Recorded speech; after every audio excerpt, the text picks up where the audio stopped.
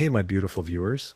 Tonight we begin with the remarkable lives and incredible resilience of medieval peasants, the everyday heroes who, despite the odds, managed to survive some of the coldest and most brutal nights in history. Their story is one of a kind. So, before you get comfortable, take a moment to like the video and subscribe, but only if you genuinely enjoy what I do here.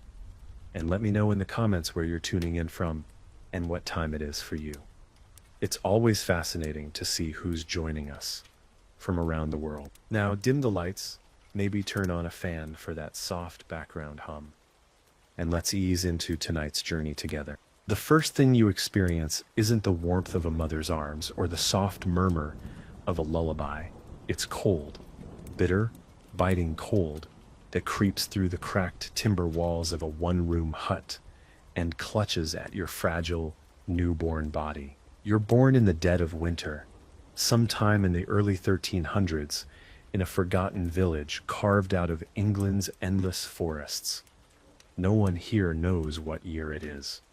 Why would they? Dates are the business of monks and kings, not peasants. Your first breath draws in the smell of damp straw, burnt wood, stale sweat, and something sour, like curdled milk left too long by the hearth. The midwife, an old woman with hands like tree bark and a spine bent from decades of back-breaking labor, grunts approvingly when you wail into the smoky air. She wraps you in a scrap of linen that's seen more births and deaths than anyone cares to count. Your parents glance at you, more with calculation than tenderness.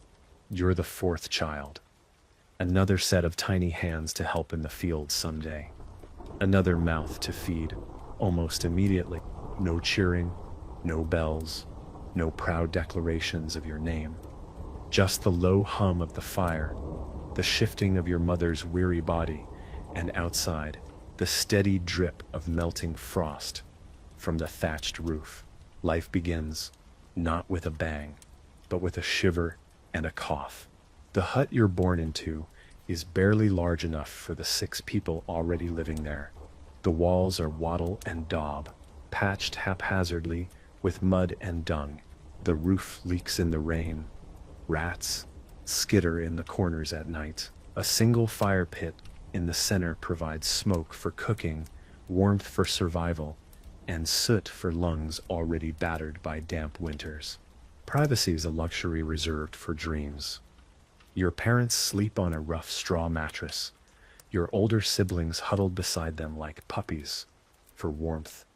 In a few years you'll be there too, if you survive that long. If the coughing sickness or a bad winter doesn't take you first, your father is a villain, a serf bound to the land by obligation and debt, owning neither his fields nor his life. Your mother's hands are calloused from years of churning butter, mending clothes, and hauling buckets of water heavier than any small child. Neither of them can read. Neither will ever travel more than a few miles from this spot. They measure life in harvests, in feast days, in deaths. From the moment you're born, you inherit their station. No matter how clever you might become, how strong or cunning, you will always belong to someone else. Your Lord owns your time, your labor, even your body, when it comes right down to it. Escape isn't a dream. It's not even a thought. It's like wondering if you can fly. You simply don't question the sky.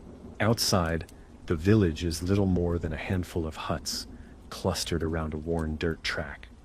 There's a crumbling church, its stones slick with moss and age, where the priest preaches in Latin.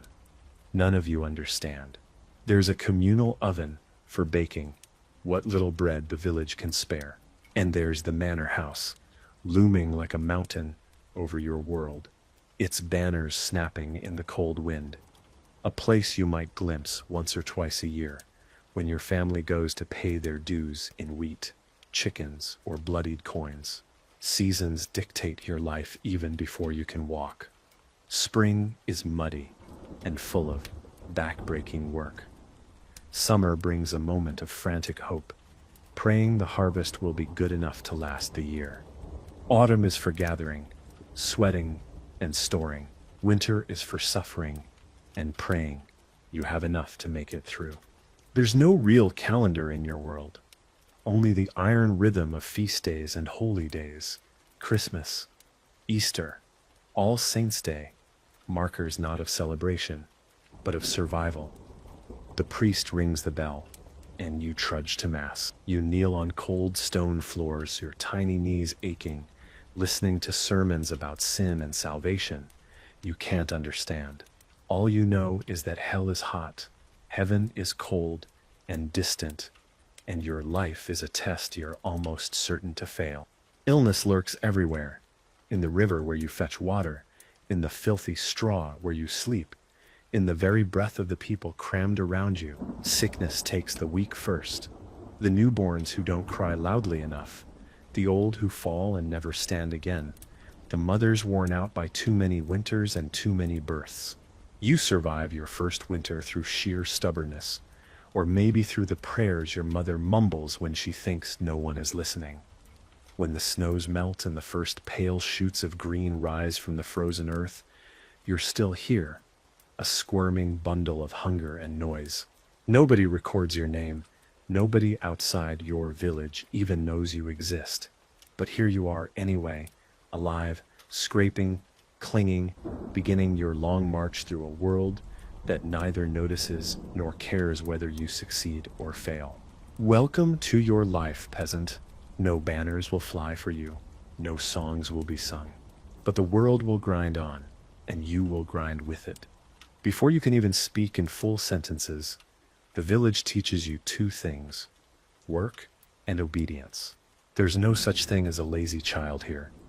By the time you wobble around on uncertain feet, you're expected to carry small loads of firewood, shoo geese from gardens, and mimic the motions of sowing seeds.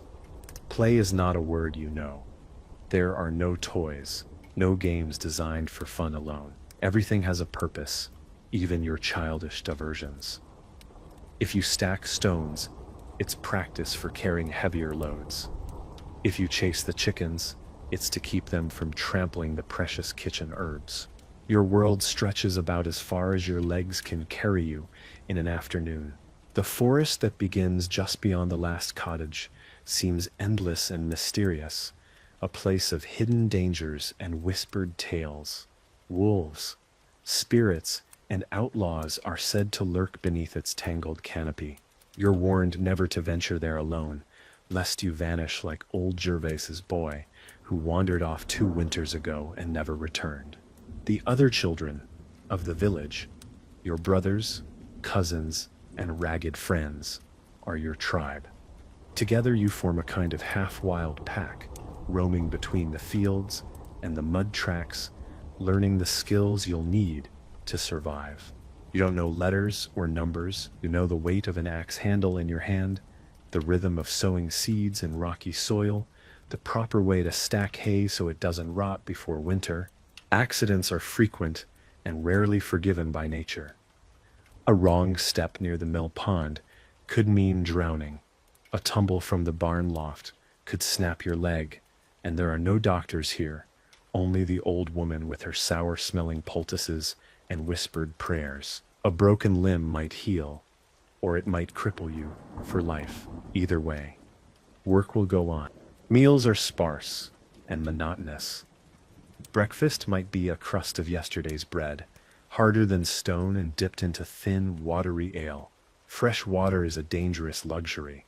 Most drink ale that's weak but at least boiled and relatively safe. Dinner, if you're lucky, is a thick pottage, a gruel of barley, beans, onions, and whatever else was left unspoiled from the last market day. Meat? Forget it. You might see it once or twice a year when the Lord's hunts leave scraps for the villagers, or during rare festival days when a pig is slaughtered. More often, the only meat you taste is in the form of salted fish, so tough and leathery it makes your jaw ache. You're not hungry because you're lazy. You're hungry because the earth is stingy and the weather cruel. A late frost, a flood, a poor harvest. Any of these can tip your village into famine. And famine is not just empty bellies. It's watching the oldest villagers grow thinner and weaker each day. It's hearing babies cry through the night because their mothers can no longer produce enough milk. It's seeing fields scoured down to bare mud while your stomach twists and cramps. No one talks about the bad years. The memories are too raw. Instead, you pray. Every feast day, every Sunday, every moment the church bells ring. You pray to the Virgin for mercy, to Christ for deliverance, to a host of half-forgotten saints for just one more season of enough rain, enough sun, enough grain to see you through the long, bitter winter. You don't understand the Latin words murmured from the pulpit. You only know that kneeling until your knees bruise and keeping your head bowed is part of survival. God is not distant or theoretical here. He is immediate. He is both protector and punisher. The villagers speak of him the way others speak of the weather, capricious, unpredictable, terrifying. Life is a negotiation with nature, with the Lord, with God himself. You learn early that complaining gets you nowhere. Crying gets you ignored. Working, bowing your head, enduring, these are your only shields against a world that offers little kindness. Your body is small but wiry, tough, hardened by cold mornings and brutal afternoons spent tending goats, hauling firewood, picking stones from the fields. Every muscle strains toward adulthood, because the sooner you grow strong, the sooner you can contribute your full share. And still, lurking behind every ordinary day, is the specter of death. A cough could become a fever. A cut could become an infection. A bad fall could lead to gangrene. There is no safety net here, no kindly healer with potions, no miracle cure waiting in the wings. Only the old woman with her willow bark teas and foul-smelling salves, muttering in a voice roughened by too many funerals. You don't think much about the future, because the future is uncertain. You live in the endless, grinding present. Spring brings mud and planting. Summer brings heat and bugs thick enough to blacken the sky. Autumn is a mad scramble to gather everything that grew. Winter is suffering, silence, cold, repeat, endure, hope, and above all, survive. You're about 7 years old when your life shifts in a way that feels almost invisible, but cuts deeper than any knife. You are no longer seen as a child. In the village eyes, you are now small labor. Nobody calls it a coming of age. There's no ceremony, no special meal. One day you are chasing hens in the muddy lane, and the next you are handed a crude wooden rake and expected to stand in the fields from dawn until dusk. Your muscles ache, your fingers bleed, your skin burns and cracks under the sun. No one cares.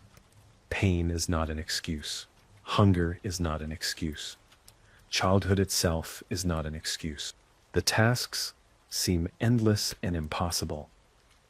You drag heavy sacks of seed behind your father as he plods through freshly plowed furrows.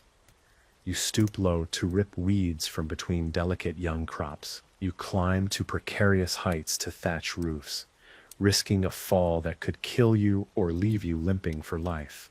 You are a cog in the great creaking machine of survival, and machines do not rest because they are tired. In summer, the work is brutal. Under the relentless sun, sweat stings your eyes. Blisters rise and pop, leaving raw skin that burns every time you touch the rough handles of your tools. You learn to work through it, because stopping means a cuff on the ear or worse, the silent, shaming scorn of your neighbors, who are all enduring the same pain. In winter, work changes, but never ends. You chop firewood until your fingers are so numb you can hardly hold the axe. You help dig ditches for drainage, often breaking through frozen earth with nothing but crude iron tools. The cold gnaws at your bones, leaving you shaking so hard you can barely keep upright. Still, you work. What else is there? Schooling is a fantasy. A handful of boys, sons of wealthier peasants, or minor officials might learn a few letters from the parish priest. You, like almost everyone you know, will live and die without ever reading a single word. The written world is for monks, scribes, and nobles. You are anchored to the earth, and the earth does not write. But you do learn. You learn the ancient, brutal wisdom of the fields. You learn that wheat planted too late will rot under the frost. You learn to watch the clouds and smell the rain before it comes. You learn the art of twisting rope from hemp, the best way to stack firewood so it dries faster, the quick flick of the wrist needed to snap a rabbit's neck cleanly if you ever catch one in a snare. You learn to endure, not to question. Around you, the rhythms of life thrum in their endless cycle. Marriages, birth, death, crops planted, harvested, milled, lords arriving to collect taxes, priests arriving to collect sins. You notice the toll that time takes on everyone. A boy who once raced you across the common green now limps permanently from a poorly mended injury. A girl you once splashed with mud now carries a baby at her hip, her face hollowed with hunger and exhaustion. The seasons carve their stories into your skin. Sunburns that peel away in sheets. Calluses so thick you can drive thorns into your hands without bleeding. Scars from careless slips of the scythe. And you grow tougher, if not taller.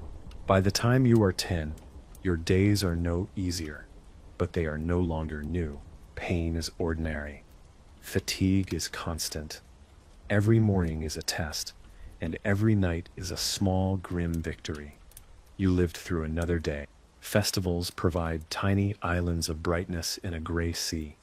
May Day brings a wild celebration with dancing and green garlands, though the feast is meager. Midsummer's Eve is a rare night of bonfires, music, and whispered promises made in the shadows. Harvest festivals are sacred, marking the brief period when the granaries are full and the danger of hunger retreats for a while. On those days, the village breathes easier.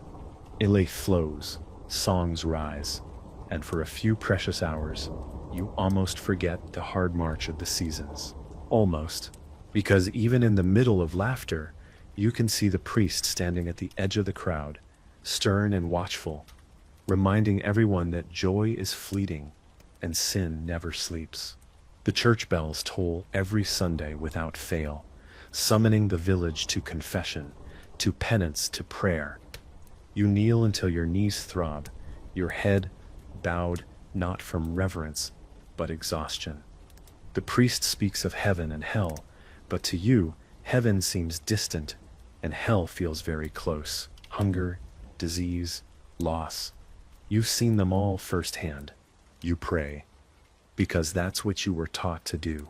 You pray for your father's aching joints, for your mother's hacking cough, for the wheat to grow and the rains to fall, and the wolves to stay away from the flock. You pray without really knowing if anyone listens, because what else is there? No kings will ride to save you. No miracles will lift you from this earth.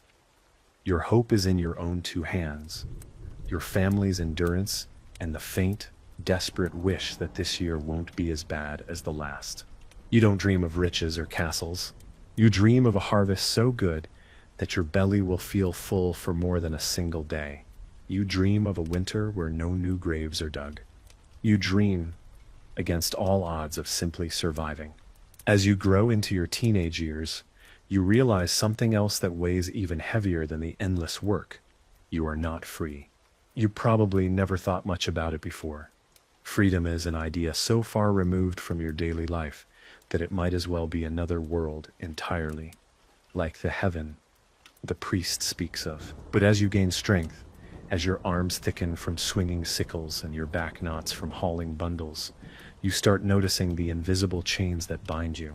You belong to the land, not in some poetic, spiritual sense. Literally, you are a villain, a serf, tied to your lord's manor, just as surely as the oxen are tied to their plow.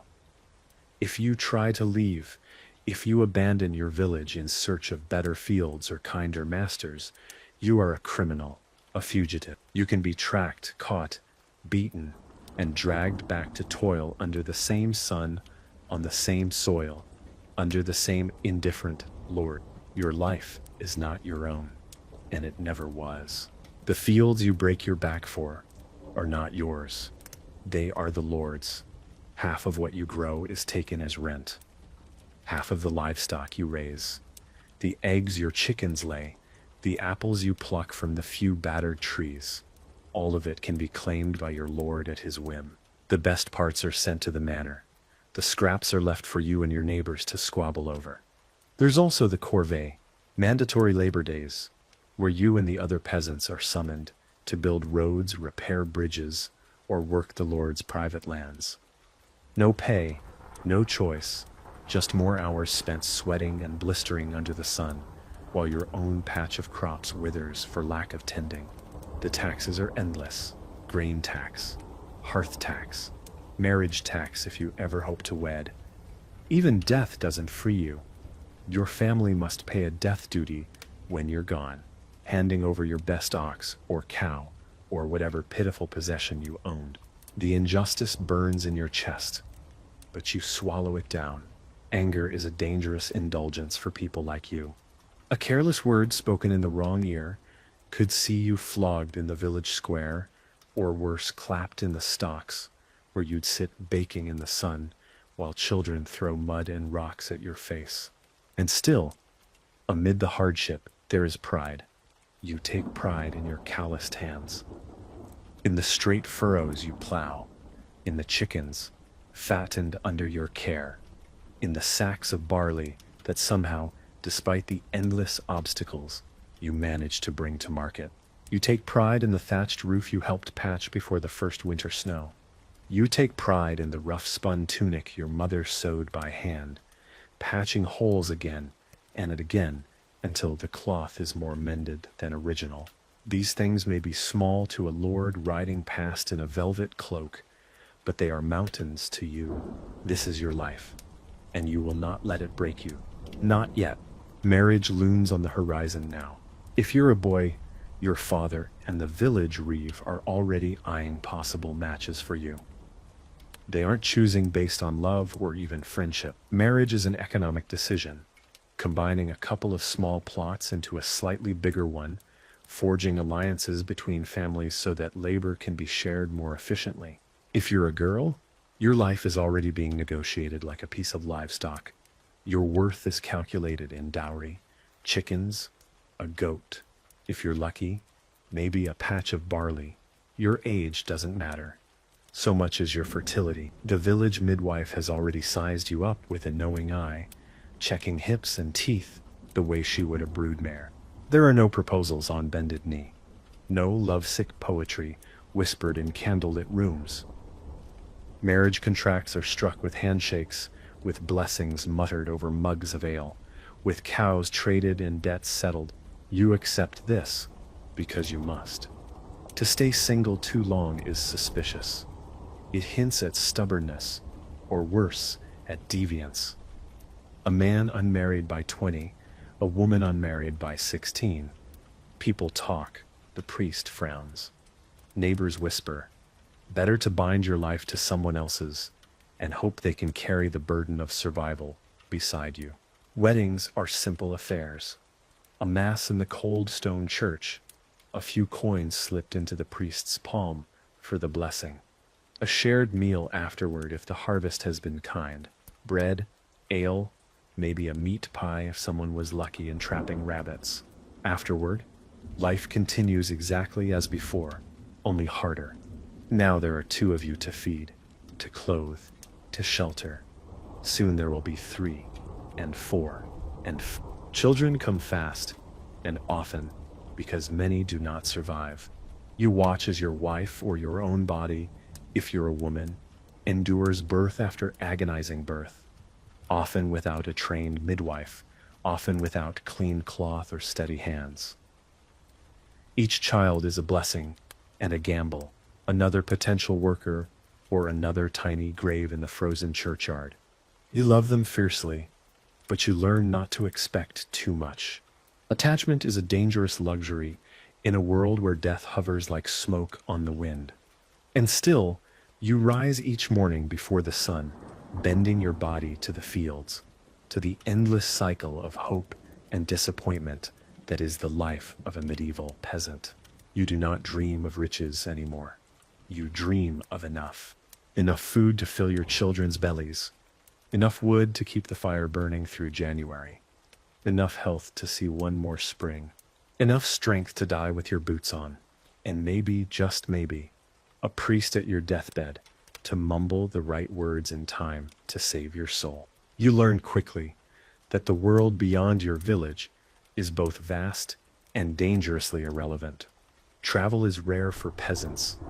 You live and die within sight of the same crooked trees, the same weary fields, the same narrow river that cuts its lazy way through the marshes. The road that winds past your village leads to other towns, other manors, but it might as well lead to another planet. Why would you leave? You are tied to the land, both legally and practically. You owe labor and rent to your lord. If you vanish, the bailiff will hunt you down like a lost sheep. Worse, traveling is expensive and perilous. Bandits haunt the forest tracks, and wolves prowl the edges of lonely fields at night. Every crossroads could hide a thief. Every innkeeper could be a cheat. Besides, you have no coin to spare. The little money you scrape together, selling surplus eggs or bundles of firewood, vanishes quickly. Rents, tithes, ale, a bit of wool in the winter to patch holes in your only tunic. On rare occasions, a traveling merchant sets up a rough stall near the village green. His wares seem like miracles: brightly dyed ribbons, tin spoons, small polished mirrors. You stare at them with wide eyes, knowing they are forever out of reach. You barter when you can. A few eggs for a length of rough cloth, a handful of carrots for a small iron nail, a rare and precious thing. Coins themselves feel almost mythological. More often, barter is your only currency. The rare glimpse of nobility leaves a deep mark on you. Maybe once a year the Lord's hunting party rides through the village. Their arrival is heralded by the barking of hounds, the clatter of hooves, and the gleam of steel and silk. Men armored in shining mail, with plumes bobbing from their helms, thunder past while you and your fellow villagers scatter like frightened birds. You're expected to bow low as they pass, not meeting their eyes, head bent so they can ride by without seeing the dirt and hunger etched into your faces. Sometimes you wonder what it would feel like to sit atop such a horse, wrapped in furs, a sword at your hip, the world bowing before you. But the thought is dangerous. It brings only dissatisfaction, and in your world, dissatisfaction can be fatal. You hear tales from the older villagers of serfs who rebelled, who refused to pay taxes or tried to flee. Stories of men dragged back in chains lashed to within an inch of their lives, made examples for all to see. You learn that patience and obedience are survival tactics, not virtues. Even speaking ill of your lord over mugs of weak ale in the darkness of your hut requires glances over your shoulder. The lord's reeve, his steward, and even his bailiffs pass through the village regularly, gathering dues, enforcing laws, listening for whispers of dissent. You live under invisible watchmen, and if you ever forget it, there are always the stocks in the village square, empty but waiting. Religion offers you both hope and terror. The church is the one stone building in your world, looming gray and cold over the mud huts like a fortress. Its bell tolls not just for mass, but to mark the rhythms of your day, the Angelus at sunrise, the call to prayers at noon, the solemn tolling at sunset. Inside, it's no warmer than outside. The stone walls weep moisture. The wooden pews are hard and unforgiving. Candles sputter weakly against the gloom. The priest speaks in Latin, a language as mysterious to you as the stars. His sermons are long, winding lectures about sin and salvation, about hellfire and damnation. You don't understand every word, but the tone is clear enough. You are a sinner. You were born a sinner. You will likely die a sinner. Your only hope lies in confession, penance, obedience, and the intercession of the saints, whose wooden statues stand along the walls, staring down at you with blank, pitiless eyes. The Virgin Mary is your favorite. She seems softer, kinder, less terrifying than the bloodied Christ hanging above the altar. You mumble prayers to her at night, especially when your mother coughs in her sleep, or when the wind howls so hard it feels like the very sky might rip apart. Saints are local celebrities. Each village tends to have its favorites. Saint Cuthbert for healing, Saint George for courage, Saint Sebastian for protection from plagues. Small offerings, wildflowers, candles, crude carvings pile up at their shrines. Your life is a tightrope, strung between desperation and devotion. You cannot read the Bible. You cannot interpret doctrine. You rely entirely on the priest to tell you what God wants. And because the priest speaks for God, his word is law, second only to the Lord's. Confession is mandatory. You kneel on splintered wood, heart pounding, whispering your sins, stealing an extra crust of bread, skipping a prayer, harboring anger toward the reeve. Penance follows. 3 days fasting, a dozen prayers, a pilgrimage. If your sin is grave enough, you perform these tasks not out of love, but out of fear. Hell is not an abstract idea. It is a daily terror, fiery, eternal, waiting just one misstep away. And in a world where your body already suffers so much, the idea of unending torment after death is more horrifying than you can bear to imagine. So, you obey, you bow, you confess, you scrape by, hoping that maybe your soul will find a place of rest when your bones are dust. As the seasons grind on, so too does your body. By your early 20s, your hands are a roadmap of scars. Your back aches in the mornings, and your knees creak when you bend to tie your shoes, or what's left of them. Most peasants go barefoot much of the year, even into the early chills of autumn, because leather is precious and must be saved for the winter months. Despite your youth by modern standards, you are already what today would be considered middle-aged. Marriage solidifies your existence into a new rhythm. If you're a man, you work the same strips of land your father did, paying rent in wheat and barley, in labor and loyalty. If you're a woman, your days are a brutal ballet of childbearing, weaving, cooking, tending gardens, and surviving. Children come quickly, too quickly. Sometimes, each pregnancy is a gamble. Will the child live? Will the mother survive? The midwife is there with her salted prayers and bundles of herbs, but there is only so much she can do. If a birth goes wrong, there's no surgeon waiting with sterile instruments.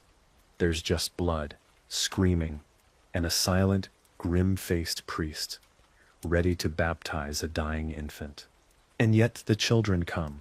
If they survive the deadly first year, the cradle-grave period, they become the next set of laborers.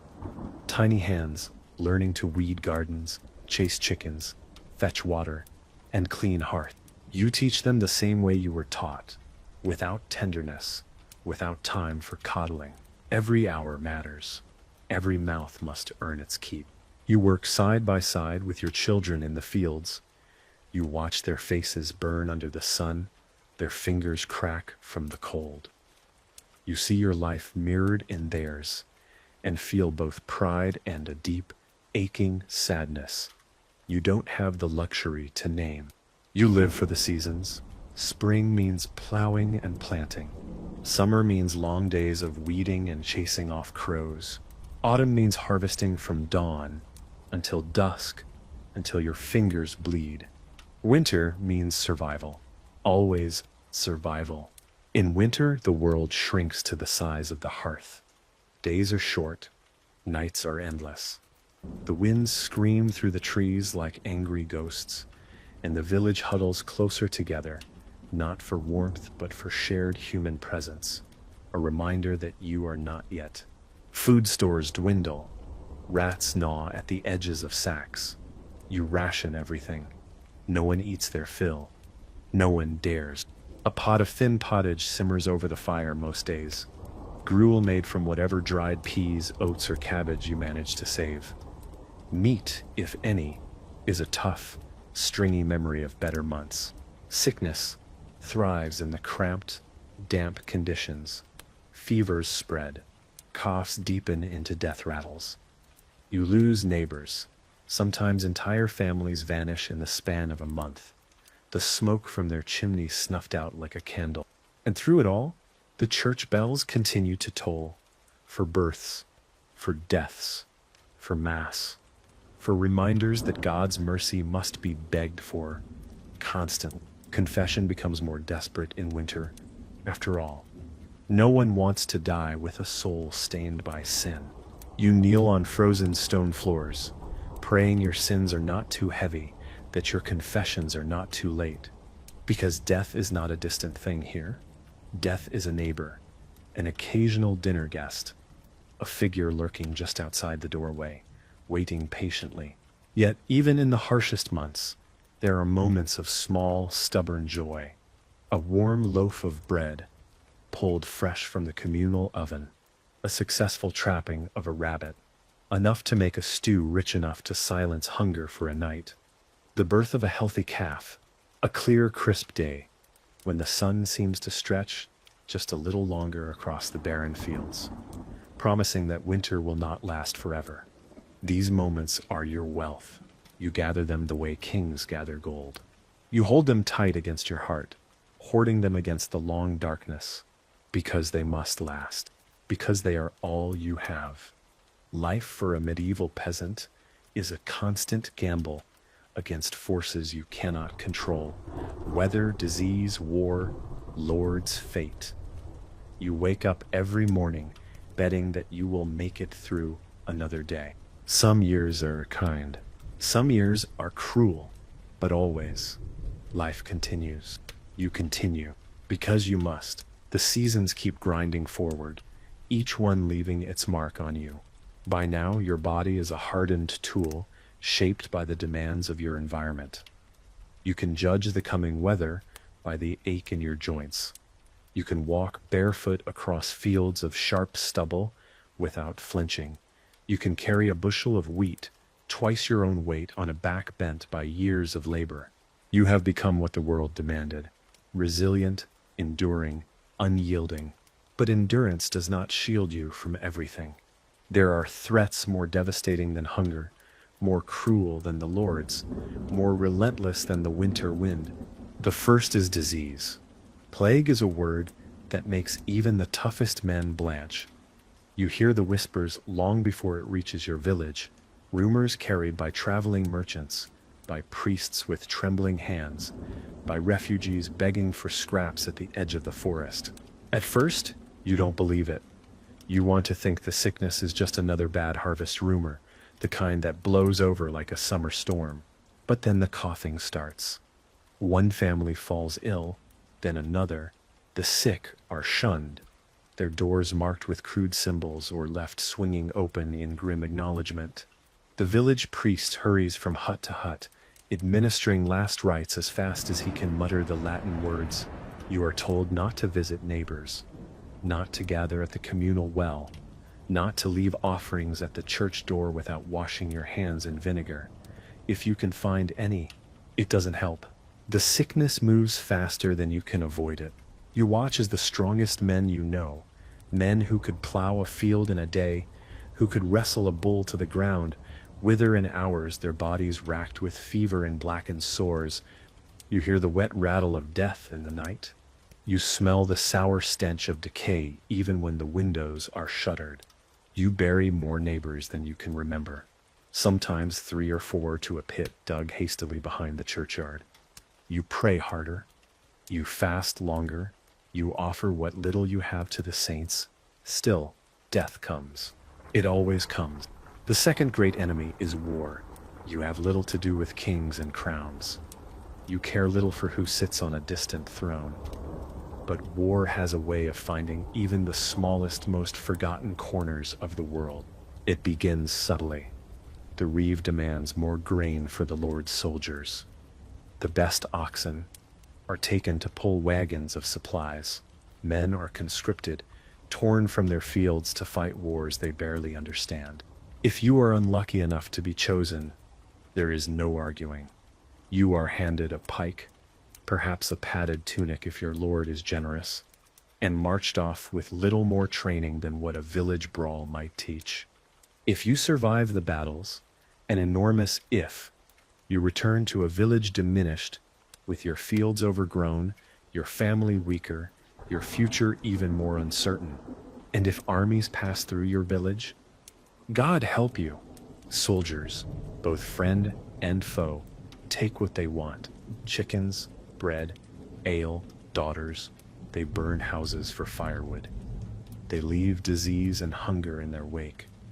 Your tiny, fragile existence is crushed beneath their boots, as if you were nothing more than an ant. You are nothing to them, just another piece of earth to be conquered, consumed, and discarded. And yet, amid all this horror, life continues.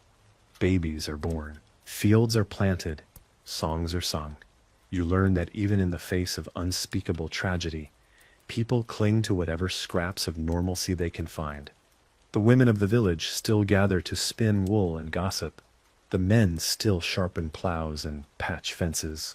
The children still chase each other across the fields, laughing without understanding the weight that presses on their parents' shoulders. It's a kind of stubbornness, a refusal to let the world grind you down completely. You hold on to the rituals, to the bread, blessed at harvest, to the small wooden cross hanging over your hearth, to the stories whispered by firelight about saints, heroes, and miracles. Maybe you don't really believe all of it. Maybe you do. It hardly matters. Belief, like work, is part of survival. You learn something else too, something no priest will ever say outright. In a world this cruel, small joys matter more than anything. A good harvest, a warm loaf of bread, the first cry of a newborn baby, strong and healthy, a soft rain after a long drought, a moment of laughter shared over a cracked mug of ale. These are not luxuries. They are necessities. They are what keep you from collapsing entirely. Because in the end, the real victory isn't escaping death. It's living fully in the moments before it comes. You notice the changes first in the subtle shifts of the village. A few more empty cottages, a few more fields left to grow wild with weeds. The bell at the church tolls more often, low and mournful, yet somehow life doesn't stop. It just reshapes itself, like water finding a new course after a flood. In a strange way, survival becomes easier after the worst years. With fewer mouths to feed, those who remain can claim more land. Fewer hands to tax means a lighter burden on each villager. Grain stores once stretched thin to cover the teeming families of the village suddenly seem more plentiful. You find yourself with a little more bread, a little more wool, a little more meat. For a moment, it almost feels like hope, but hope is a dangerous thing for a peasant. It's during these strange, uncertain times that you notice something else, a growing sense of your own worth. Not as an individual necessarily. The idea of individual rights would have sounded laughable to your ears. But as a group, the peasants begin to sense that maybe they are not as powerless as they once thought. When the Lord demands higher taxes to pay for another of his petty wars, the village reeve finds himself arguing with groups of peasants who murmur about fairness, about hardship, about rights. When the local priest rages from the pulpit about obedience and loyalty, the congregation's murmured amens feel thinner, less wholehearted. It is the slowest of awakenings, No one stands on a hay bale shouting for revolution. No one dares defy the Lord outright, but the seed is planted. The idea that maybe, just maybe, the peasants deserve more than endless suffering. You are not alone in these thoughts. All across England and much of Europe, peasants begin to grumble louder. They are weary of taxes, weary of wars, weary of dying like flies, while the lords feast and the priests grow fat. In the coming decades, these small whispers will swell into great roars. Peasant revolts, demands for better treatment, bloody clashes that shake kingdoms to their roots. But for now, you are just one more soul shivering in a draughty hut, wondering if life could be different. You wonder too about things you were taught not to question. Why must you toil endlessly when the Lord's Son rides past, laughing atop a glossy horse? Why must you pray for mercy from a God who seems to favor the rich and punish the poor? Why does a single slip, a missed tithe, a mumbled insult, a stolen chicken lead to punishment as brutal as any crime? The questions fester like an old wound. But still, you work. Still, you pray. Still, you hope, because what else can you do?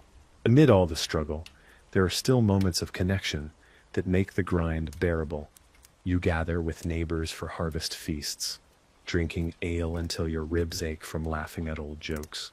You sit by the fire with your family, telling stories passed down through generations, tales of heroes who outwitted tyrants, of clever peasants who tricked cruel lords, of humble men and women who found favor with the saints.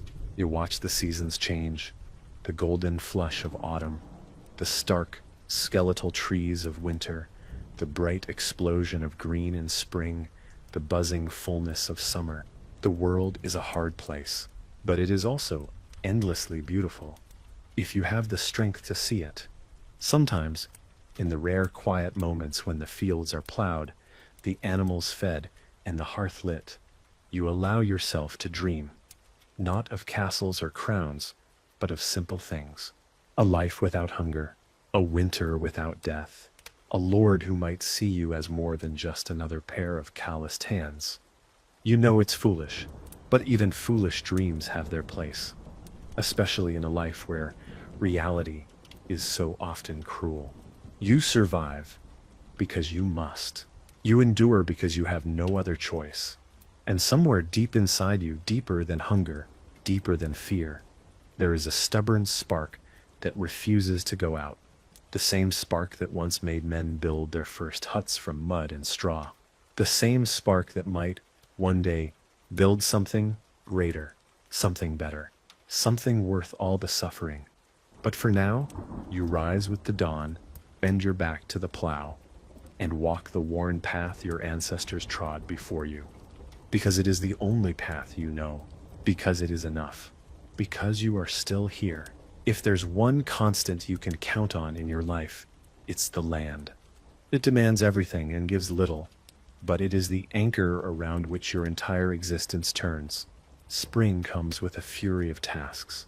Before the last frost fully recedes, you're out in the fields, hacking at the hard ground with heavy wooden plows, strapped to lumbering oxen. The soil is stubborn and heavy, clinging to your boots and stealing your strength with every labored step. Planting must be timed with agonizing precision. Too early, and a surprise frost will kill the seedlings. Too late, and the crops won't ripen before the bitter chill returns.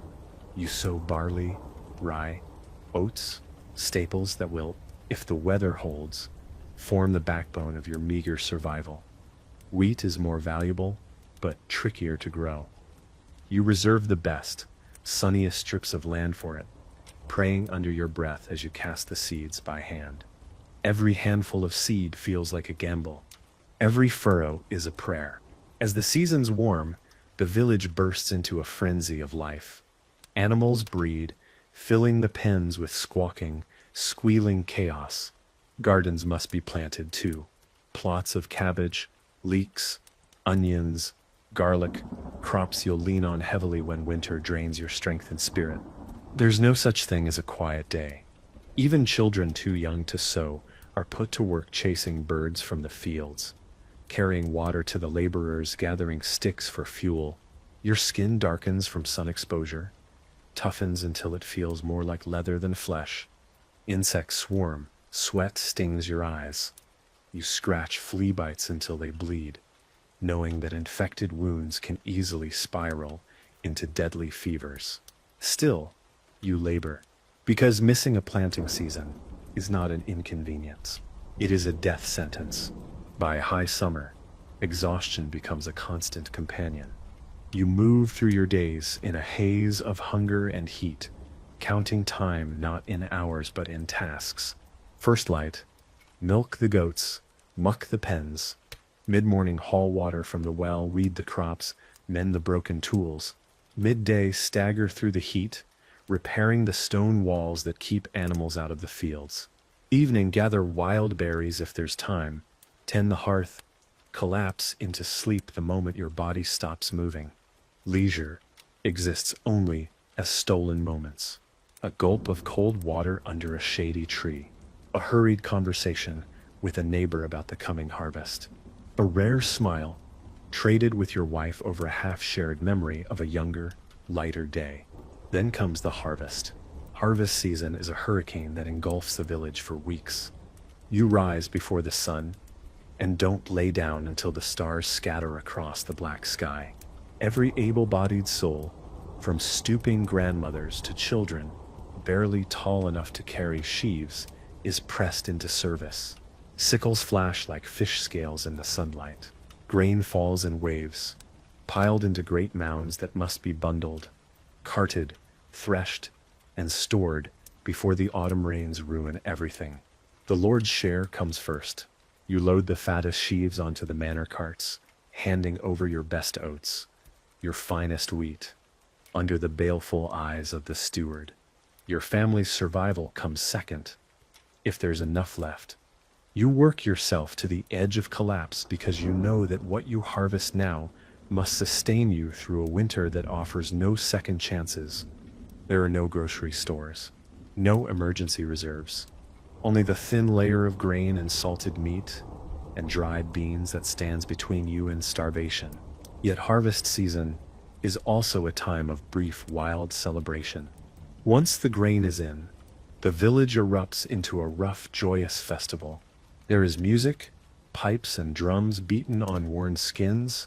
There is dancing, wild and clumsy and exhilarating.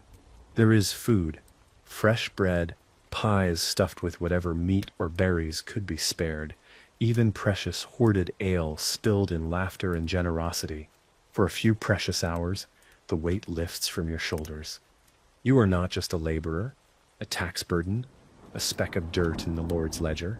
You are part of something bigger, a community, a tradition, a people who endure. You sing songs you don't fully understand, songs older than your grandfather's grandfather. You hold your wife's roughened hand in yours and spin her around the village green until both of you are laughing too hard to stand. You watch the children run shrieking between the bonfires, and for a brief moment, dare to hope that maybe, just maybe, they will have an easier life. Of course, the dawn after the festival is brutal. You wake with a pounding head, a mouth dry as dust, and blisters raised from dancing barefoot on the hard-packed earth. But you also wake with a small, stubborn sense of defiance burning in your chest. You have celebrated. You have harvested. You have endured another year. No tax, no famine, no lord or priest can take that away from you. You tie your boots, pick up your worn sickle, and walk back into the fields. Because the land still needs you. Because winter is coming. Because life grim, glorious, grinding life marches on. And you, peasant, will march with it. The year slips away from you like water through your fingers. You feel it in your bones, in the weight of your tired body, in the grinding of your teeth as you sleep. Time is no longer marked by the months, but by the tasks that must be done, and the inevitable passing of the seasons. Autumn arrives with its deep golden light, a brief reprieve before the long, cruel winter. You spend the harvest days working hard to store the last of your crops and preserve what little meat you have left. Canning, salting, smoking, any method to keep what you can from the harsh, hungry months ahead. The village grinds along, the same steady rhythm of labor, just a little quieter now, as the days shorten and the fields fall silent. You know this is the time to prepare, for winter is a hard beast, and it will come fast. The cold creeps in slowly at first, a chill at the edges of your bones, as the leaves wither on the trees, but it soon becomes biting. The days turn gray, the skies heavy with the threat of snow. Your hut grows colder and colder, and you keep the fire stoked with what little wood you have left, burning through it like a desperate soul, hoarding the last of its resources. Winter in the village is an entirely different world. Everything slow. The fields lie dormant, covered in frost, awaiting the rebirth of spring. The river freezes over, leaving the land blanketed in the quiet sound of ice cracking in the night. People huddle inside their homes, gathering around the hearths and stoves. There is little to do outside, except prepare for the next day's work, and if you're lucky, catch enough rest to start the cycle over again. The lack of sunlight gnaws at your soul. You become familiar with the feel of your hands as they crack, split, and ache from too many hours spent in the cold. You know that keeping the fire fed is critical, as a cold hearth means a cold home, and the cold can kill you faster than a bad harvest ever could. The village itself seems smaller during winter. The buildings, dark and quiet, are more like prisons than homes, and the land feels like an empty, lifeless husk beneath the ever-present gray clouds. But then comes the blessing of snow. The snow transforms everything.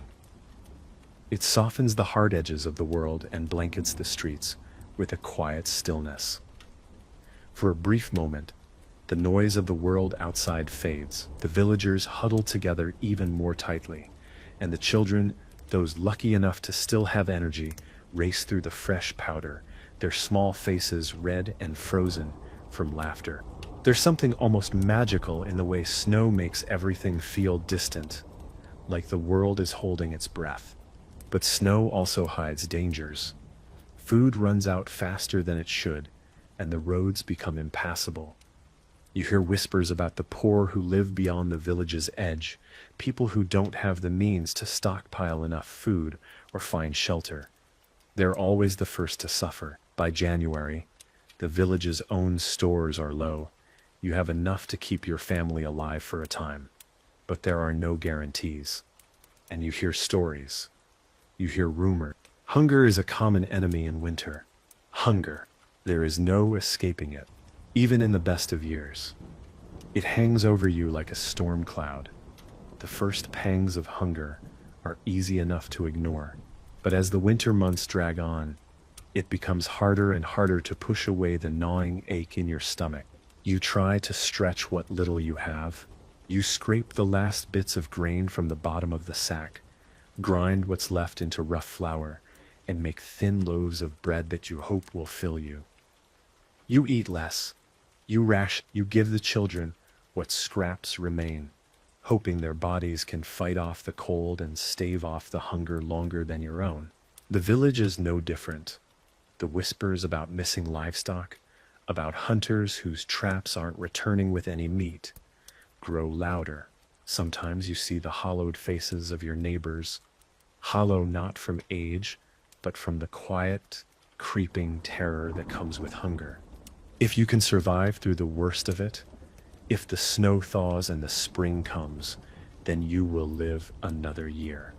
If not, your name will fade like so many others who have gone before you.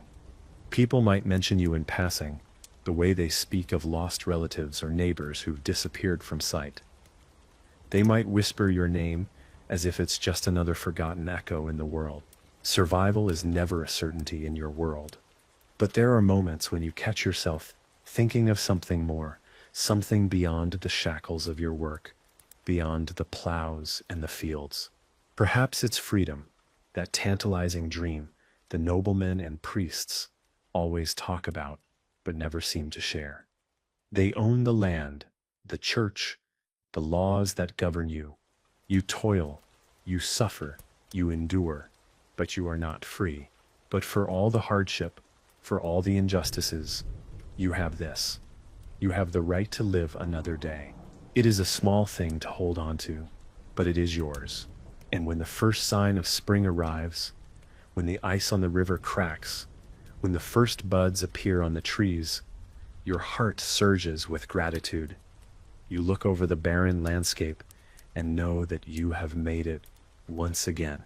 You will survive, and you will work the soil and harvest the crops that will see you through another year. You take pride in the work, pride in the survival. That pride, tiny as it may seem to the world beyond, is what will keep you alive. The first signs of spring are a miracle, almost divine. When the snow finally begins to retreat, when the heavy grip of winter releases its hold on the village, it's like a floodgate of possibility opens.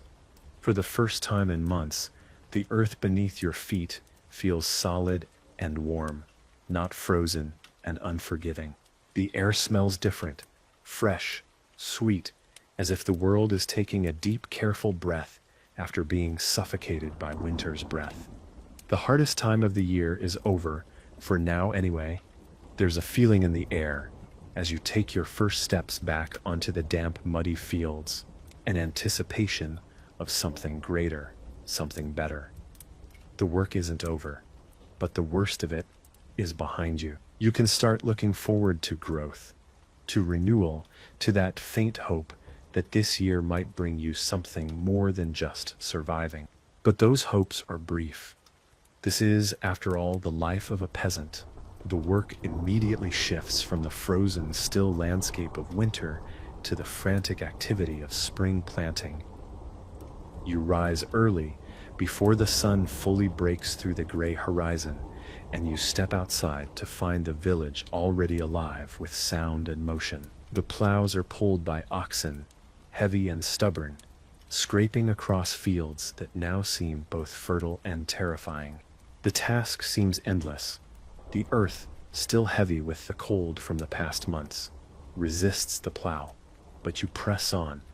The grains you plant are vital: barley, oats, rye, all necessary for what comes next. Each grain you plant is a small hope, a fragile thing that must survive long enough to feed you in the coming months. It's a delicate, tiresome dance. The fields will need water, protection, and care. You spend hours watching over the crops, making sure they have enough space to grow, enough sunlight to ripen. You go back to the same patch of land, day after day, staring at rows of plants that have yet to show their promise. And yet, there's no time to worry about it too much. The weeds need to be cleared. The fence posts need to be checked.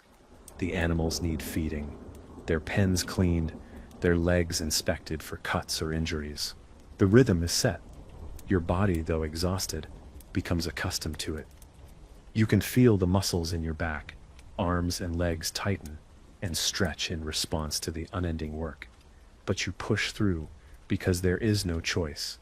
There is never a choice. Summer arrives quickly and brings with it the most brutal heat. It's relentless. The sweat drips down your face as you work beneath a sun that seems determined to burn the earth itself. You rarely get any relief. Even the evenings, when the sun finally dips below the horizon, still feel like a furnace. There are fewer moments to rest now. The crops must be watched carefully as they grow, and the animals must be tended to with constant attention. You spend your days moving from one task to another, from watering crops to feeding livestock, to repairing the roof of your hut before the rains come again. There are moments, fleeting though they are, when you stop and look around, catching your breath for just a second. When you watch your children, your own flesh and blood, running wild through the fields, laughing as they play a game, Only they understand. You can't remember the last time you laughed like that. You can't remember the last time you had the luxury of enjoying something without thinking about work. But you make the best of it. You smile, even though you're bone tired. You encourage them to run, to play. You tell yourself that this is the best you can offer them. A few moments of childhood before they must, too, learn the weight of the earth beneath their feet. As the season rolls on, the harvest looms, the work intensifies. The fields must be cut down before the storms ruin everything. You and your family, sometimes with the help of neighbors, work from dawn until dusk. Your hands raw, your bodies aching, your spirits frayed, and the whole time, you are in constant fear of a bad harvest. It's always in the back of your mind, a quiet dread that wraps around your thoughts like a vine. If the harvest fails, your survival is in jeopardy. Without that crop, there is no food for the winter. Without enough to store, you risk running out long before the snow thaws again. The village murmurs about the possibility of famine. You hear talk about distant lands ravaged by disease, fields where crops failed because of blight, villages that saw their food stores emptied in a matter of weeks. You cannot shake the feeling that it could be your village next, and there is nothing you can do to stop it. The tension in the air is palpable. No matter how much you work, no matter how much you sacrifice, the end result is still up to the whims of the gods. The seasons, the unpredictable forces of nature that care nothing for your sweat and toil. And yet, you keep pushing.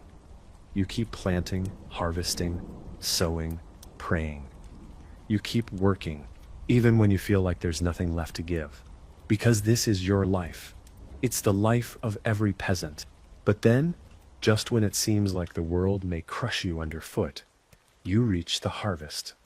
The fields, after months of backbreaking labor, are finally ready.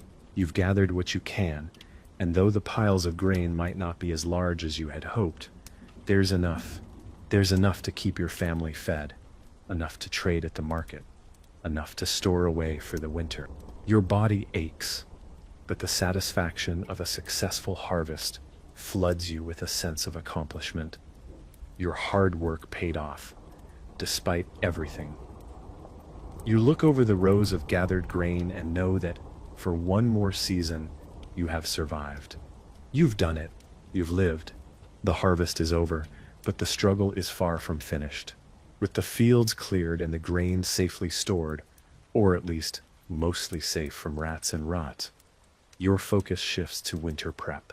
This is a time of critical importance, because in truth, you will not make it through the cold months without preparation. One misstep now, one failed storehouse or poorly repaired roof, and your family could be left exposed to the elements with nothing but the desperate remnants of a harvest already gone by. First, the firewood.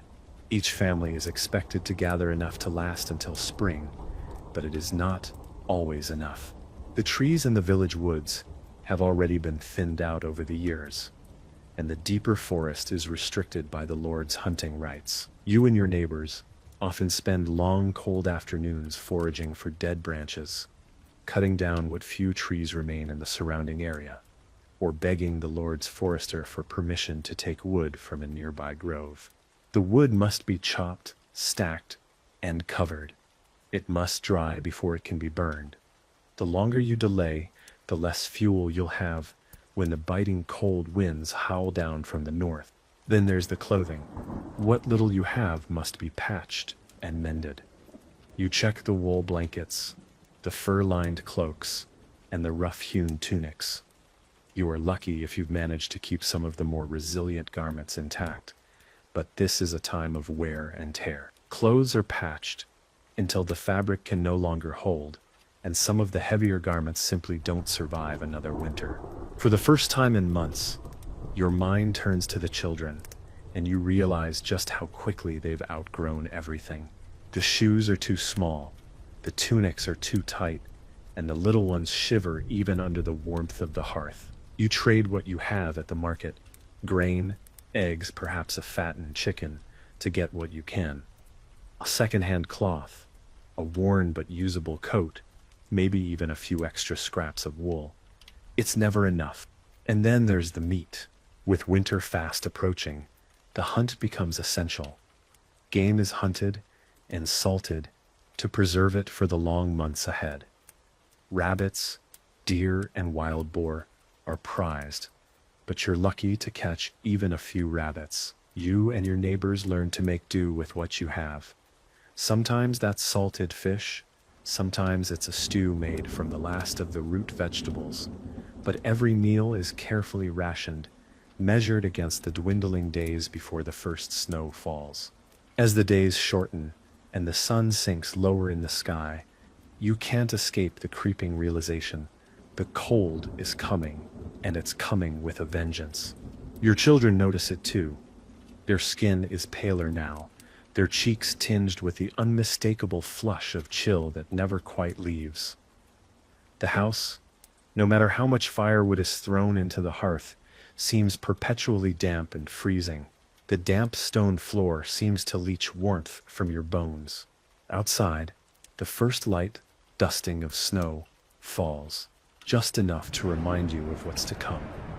The winds grow harsher, and with each passing day, the nights lengthen, leaving the village in darkness for longer and longer stretches.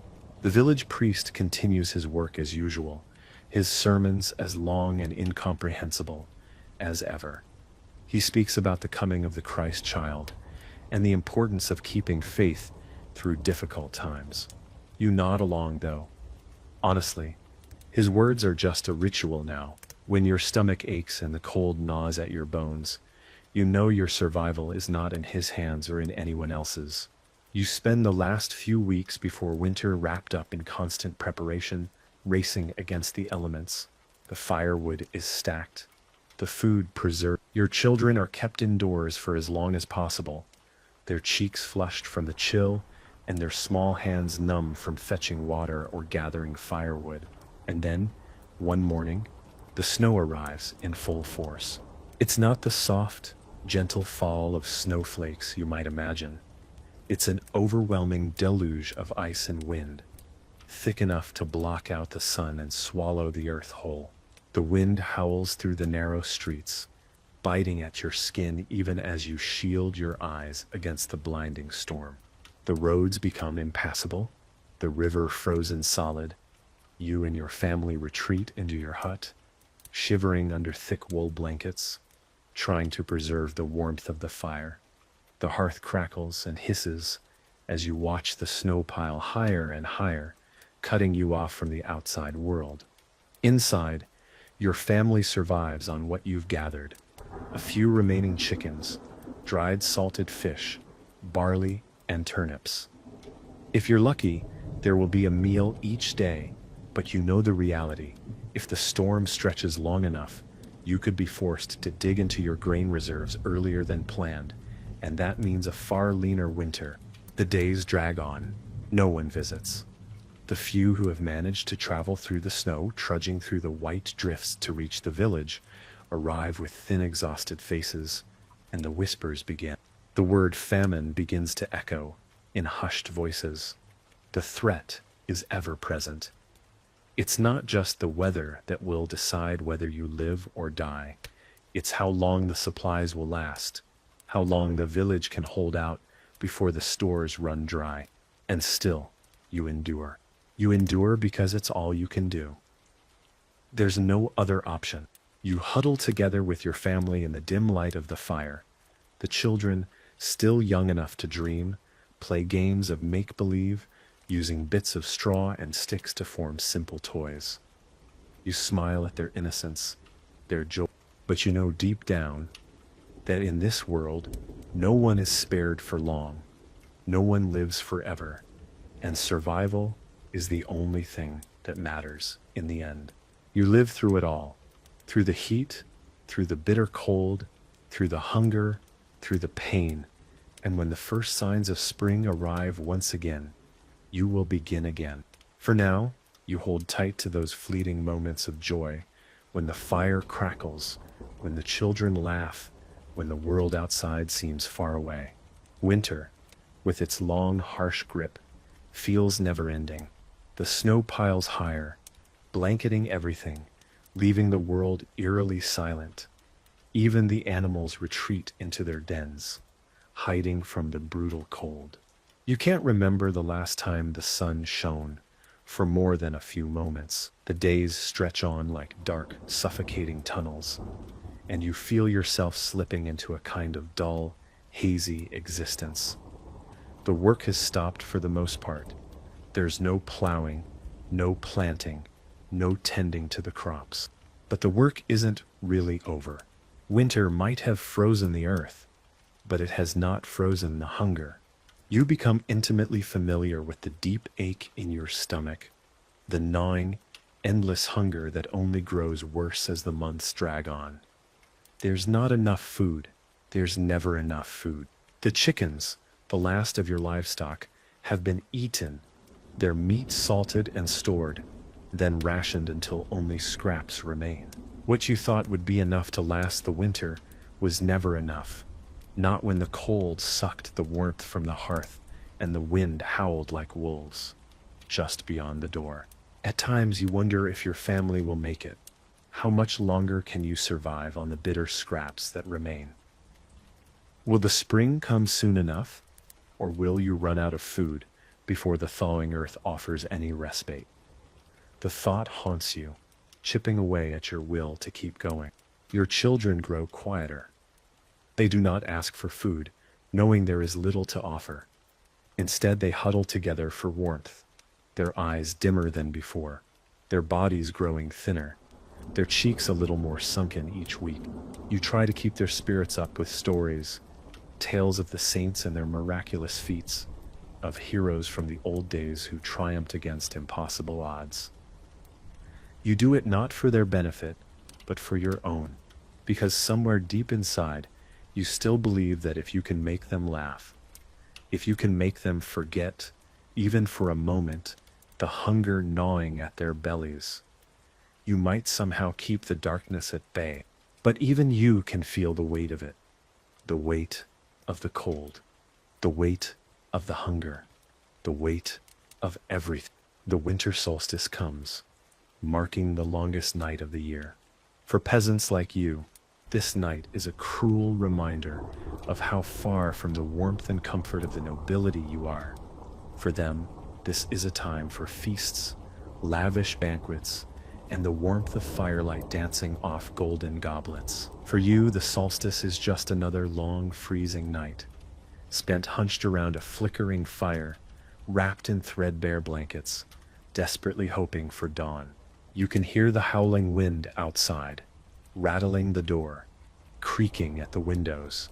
The hearth is still stoked with what little wood you have left, but it burns too quickly, leaving nothing but embers before long. The house grows colder with each passing hour. The night is silent, save for the crackling of the fire and the muffled sounds of your own breathing. You try to sleep, but it's difficult when your body is cold from the inside out, and your mind races with worries of what tomorrow will bring. You clutch your children close, their small bodies providing some comfort against the cold, but even their warmth cannot completely thaw the chill that has seeped into your bones. You dream of a warm spring, of food in abundance, of a life not bound to endless struggle. But in this life, dreams are a luxury. Survival is the only reality. By the time the snow begins to melt, by the time the first signs of spring crack the icy shell of winter, you are a different person.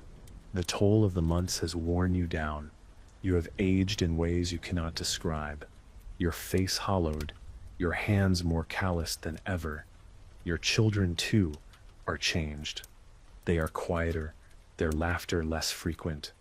Their faces are too thin, their ribs too prominent. But they're still here. You're still here. And when the first green shoots poke through the frozen ground, you know that you've made it through. The land is waking up. You feel the weight of the world lighten slightly, though it is far from gone. The thaw is slow, almost imperceptible. You spend the days clearing out what remains from the bitter winter, patching roofs that have been battered by snow, tending to the animals that survived the cold. You take inventory of your supplies, though you already know how little you have left. It will be another hard year, but there's a glimmer of hope, because even after all this time, after the suffering, after the fear, you are still here. As the weather warms, you return to the fields, your hands familiar with the weight of the plow, the roughness of the soil, the steady rhythm of the work. You know what needs to be done. You plant the seeds as carefully as you can, hoping the weather will cooperate this time, praying for enough rain, enough sun. Your body remembers the labor. You remember the struggle. It is the only thing you know, and it is the only thing you can rely on. You will do whatever it takes to ensure that your family survives. You will dig your hands into the dirt, sow your seeds, mend your tools, and pray for a better season, one where the crops are plentiful and the winter does not steal away all you've worked for. But deep down, even as you press on, there is something else at work, a quiet, stubborn hope. Because for all the hardship, for all the suffering, you have survived. And if you can survive this, then maybe, just maybe, you can survive anything. The spring brings relief, but it also brings the immediacy of work. You move swiftly from one task to another as the thaw softens the earth. Your hands are already calloused from the months of winter's cruel weight, but now they are back to familiar toil, sowing, planting, preparing. The village stirs with a newfound energy, as men and women, their faces worn by the past months, begin their work in earnest. There is a frantic pace to spring, a rush to plant before the rains come, and the earth hardens again. The fields become a blur of activity, where the hum of hoes against soil mixes with the calls of children chasing hens and the occasional bleat of a goat. It is the time to plant what will be your lifeblood for the coming months, and you do not waste a moment.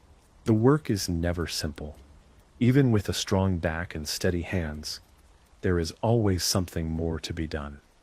You pull your oxen to the farthest corners of the field, plowing deep into the rich, fertile earth, tearing through the last vestiges of the frost. It feels almost sacred, like this is the one time each year when the earth cooperates with your needs, when the sky blesses you with the conditions you require to live. You plant barley, wheat, and oats, essential crops, each one vital to your survival. The grain will be harvested in late summer, just in time for the coming winter's hunger. The oats will feed your livestock. The barley will be your bread, your beer, your staple. But planting is only the beginning.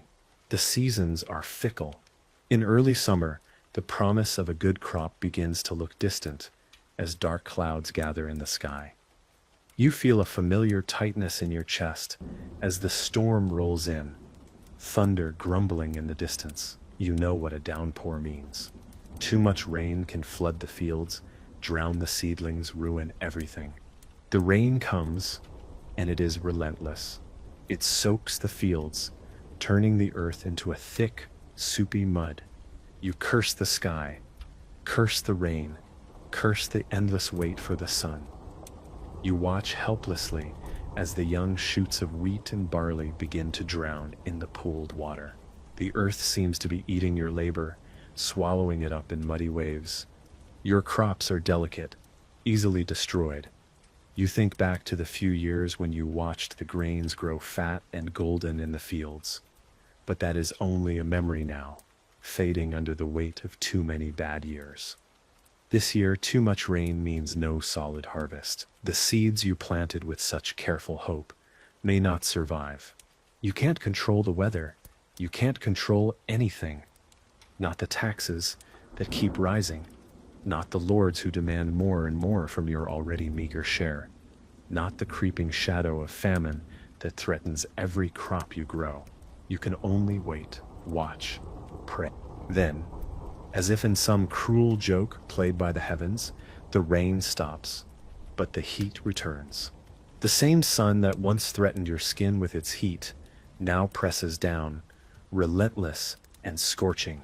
The land begins to dry out too quickly, the soil cracking in places where the ground has been left barren. The plants struggle for nutrients, their leaves curling in on themselves as the roots search desperately for the water that is no longer there. You can see the signs of drought starting to take hold. The barley stalks grow thin, the wheat turns a dull, sickly color. Even the soil begins to smell different, more like dust than earth. You push forward, trying to water the crops by hand where you can, hauling water from the village well in heavy wooden buckets. But there's never enough. Then, in the final weeks of summer, as you begin to assess the damage, there is a fleeting sense of relief. The harvest is not entirely ruined. What survives, what little survives, might not be enough to feed you through the winter, but it's something.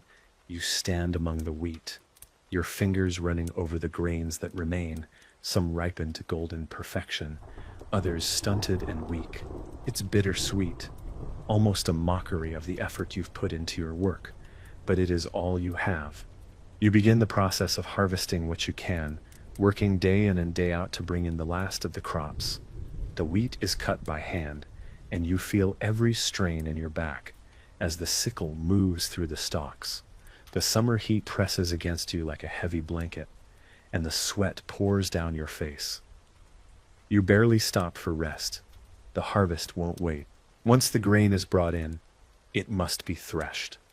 The hard work never seems to end. You spend hours in the barn, sifting the grains, separating the wheat from the chaff.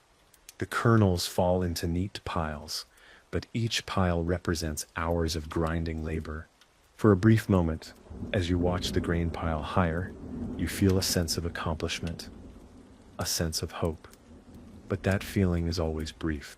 The grain might be enough to get you through the winter if the weather doesn't turn again, but it never truly feels like enough, does it? The bitter truth of survival is that you can never truly rest.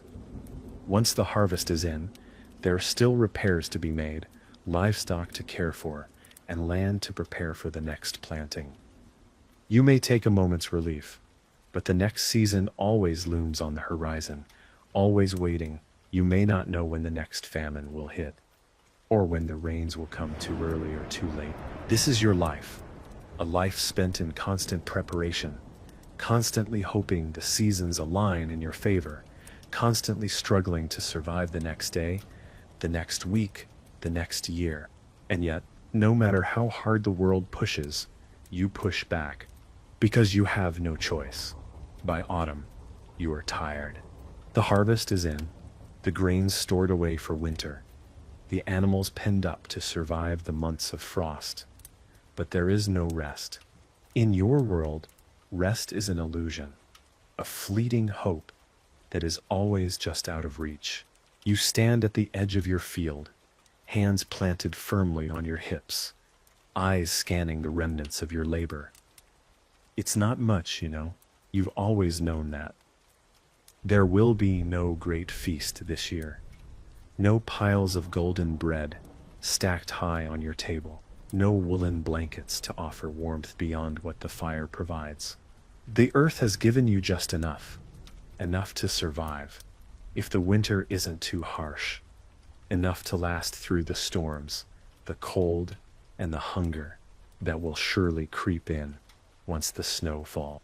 You look across the land and think of the lords, the ones who are always somewhere else, always in their lavish homes, enjoying the fruits of their wealth, their lives untouched by the harshness of the seasons.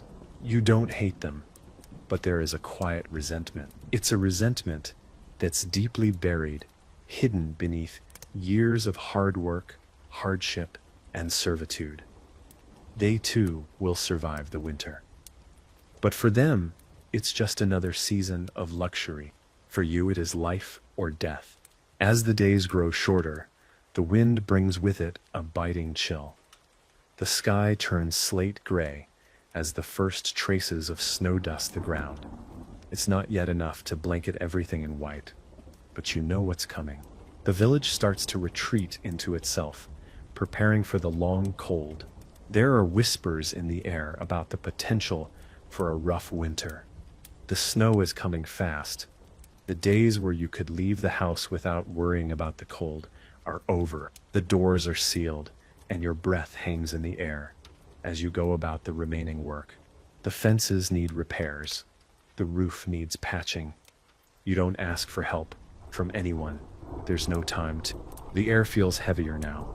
It seems to carry a sense of foreboding, as though the land itself knows what's to come and is bracing for the impact. By late November, the village is on edge. You see the signs of winter approaching with every passing day. Snowdrifts pile against the doors of your hut. The cold seeping into your bones is unbearable at times, and you wish, with every fiber of your being, that you had more than what you could provide. Your family huddles around the fire as the days shorten. You spend hours chopping wood, trying to build enough stock to last until the snow melts in the spring. Your hands, once strong and sure, are now stiff and raw from the constant labor. You wear the same clothes from the summer, patched up and threadbare, and pray they'll last through the cold. There's no money to buy new, no way to trade for better supply. Your stomach aches from hunger. More often now, the grain stores you have left are scant, and each meal is portioned to make sure everyone gets a little. You try to hide the worst of it from the children, but even they know. They've learned the ways of hunger by now, how to go without, how to fill up on water to make it through the night. Each meal becomes an ordeal. You stretch the little you have, hoping the next batch of grain will last a little longer, or that the game traps will catch something before the end of the month. You've learned to live off scraps, to make the hunger a part of who you are. Winter arrives. The sky fills with snowflakes, swirling like a blizzard as they cut through the air. The first heavy storm buries your world under a thick blanket of ice and snow, locking the village in place. You are now fully trapped. The roads are impassable, the wind is merciless, and the cold is a constant companion.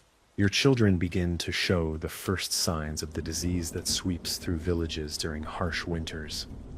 You can feel the fever building in their small bodies, their once vibrant faces flushed with the heat of sickness. You hold them close, hoping against hope that they will survive. You wish there was something more you could do, something beyond the simple remedies you have in your hands. But when the sickness comes, there is little to be done. There are no healers, no medicines, just you, the hearth, and what you have learned from a lifetime of surviving on scraps of knowledge passed down by your elders. When the fever breaks, you feel a moment of relief, but it's short-lived. There are no guarantees in this life, no certainty that tomorrow will be any better than today. The village is silent in winter. Everyone is either indoors, huddled for warmth, or working to repair the damage the storm has caused. The snow piles high, covering the fields and turning everything into a blank, white canvas. You know the thaw is coming, but for now, you're stuck with your family, stuck with the harsh cold, stuck with the knowledge that survival will be a gamble. Christmas comes and goes, unnoticed by the majority. For the first time in years, there is no feast, no joy, no celebration, only the grinding, relentless work of making it through the season. The church bells toll for Mass, but you don't go. You don't have the strength, the time, or the heart for it. You've seen too many dead faces in the village to care much about the arrival of Christ. The priest prays, his voice echoing in the cold stone walls of the church, but you wonder if he truly believes in what he says anymore. The world feels colder than ever, and his words seem to offer little warmth. Instead, you cling to what you know, the work, the family, the small comforts, your children's laughter, the warmth of the fire, the grain that will get you through one more day. Survival is not about hope anymore. It is about endurance. The worst of winter drags on, but it is the smallest of signs that carry the most weight now. You notice the slight change in the air. The long, cold nights are less harsh. The sun hangs lower in the sky, casting pale golden rays on the snowy ground. But the world is still frozen, trapped in the grip of winter's final stand. Even the wind, once a howling beast that stole your warmth, now feels a bit softer, as though nature is gathering its strength for something more. The trees, stripped of their leaves, creak in the wind, their limbs reaching skyward like the last desperate plea of life before the thaw. It's a strange moment. The world seems to hold its breath. The days are still long, but you feel them differently now. You've endured so much already, and you know, somewhere deep inside, that the end of this winter means the start of something new. It's almost eerie, the stillness. There's nothing to do but wait for the earth to wake from its frozen sleep. And then one day, without warning, the snow stops. It isn't much at first, a soft melting around the edges, water trickling down through cracks in the earth. The river, which had been frozen solid for months, slowly begins to creak and groan, its ice melting in slow progression, revealing the muddy, brown water that lies beneath. You feel a kind of cautious hope stirring inside you, hope mixed with dread. It's the change you've been waiting for. Spring is on the horizon, but it always feels too soon to celebrate. Food, it is the first thing you think of when the thaw begins to creep in. You pull back the door, and the cold air from the outside stings your face, but it's different this time. It's not as biting. You squint, seeing patches of green beginning to break through the wet earth. The first shoots of green are barely visible, but they give you hope, not enough to fill a stomach, but enough to fuel that small, flickering flame inside you. The flame that says, maybe we will make it, maybe we will survive. For now, the grain stores are low, and your family is thinner than you've ever seen them. Hunger is never far from your thoughts. You ration what little you have left, and you remind yourself daily that it will all be worth it in the end. As the weather changes, the grass will grow, the plants will sprout, and with it, you'll be able to feed your family. But even then, the fear lingers. What if the weather doesn't cooperate? What if the rains don't come in time? What if there's another plague, another famine, another bad year? You can't shake the feeling that this might be the last season you see a real harvest. Your stomach growls with emptiness as you look out over the field. The ground softened, but still uncertain. The work has to start again. Slowly, painfully, you gather what strength you have left and head into the fields with your hoe, your hands itching to feel the earth beneath your fingers. The first planting is always the hardest. You begin the long, exhausting process of tilling the soil, preparing it for the new crops that will hopefully carry you through the year. The land is soft now, wet and muddy, and the smell of the earth is both a relief and a reminder of just how much effort it will take to make this season work. The oxen are tired from the winter, their bodies not as strong as they should be, but you have no choice. You need them to pull the plow. Every furrow feels like an eternity, the effort both physical and mental as you push forward, no matter how heavy the task becomes. You plant barley and rye first. These are your staple crops, the ones you rely on for sustenance. They will be the bread you eat, the beer you drink, and if you're lucky, the seeds for the next crop. It's all about the cycle, the constant work of growing and harvesting, planting and praying. Each day, you are out in the fields, tilling and planting. The mornings are quiet as you work the land, but by afternoon, the village has stirred to life.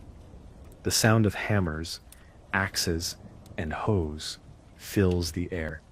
Everyone has a role to play, a part to perform in the great cycle that keeps the village alive.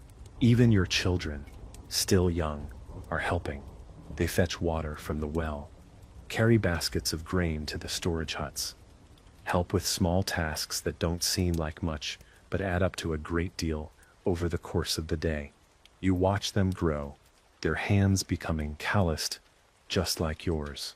As the days lengthen, you feel the weight of your toil in every muscle, in every sore joint.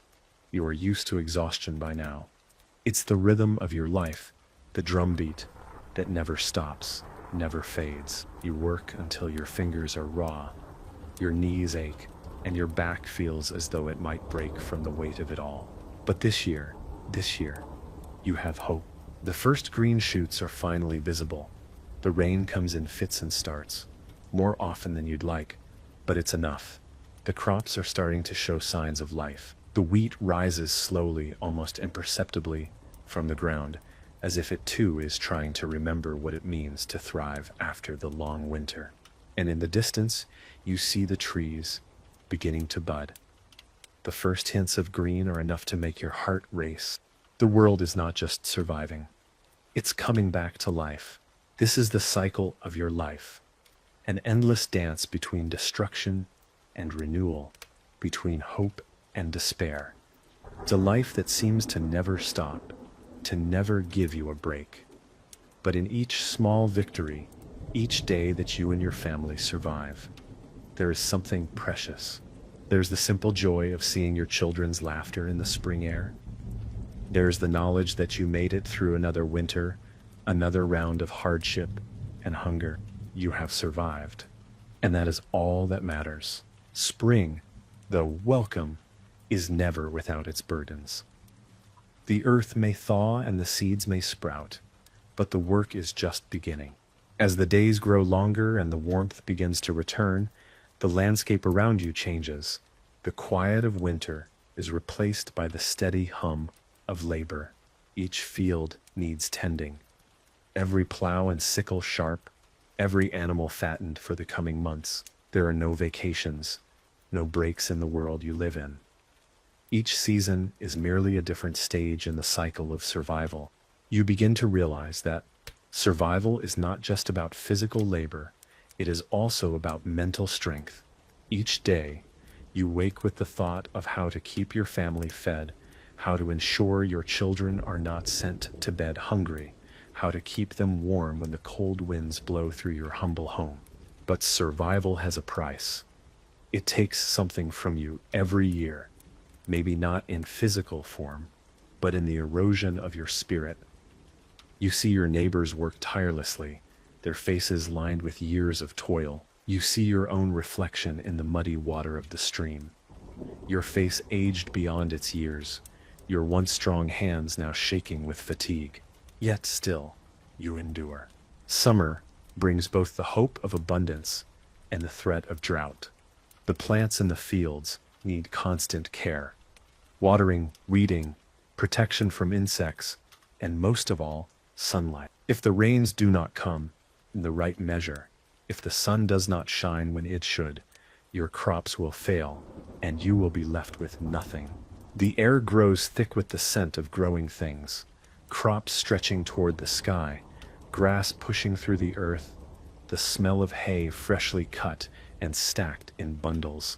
The work doesn't stop, but there is a certain satisfaction in seeing the green of the land again, the crops pushing upward in defiance of the harsh months before. Your children grow alongside the crops. You watch them growing stronger and taller, each year another step toward adulthood.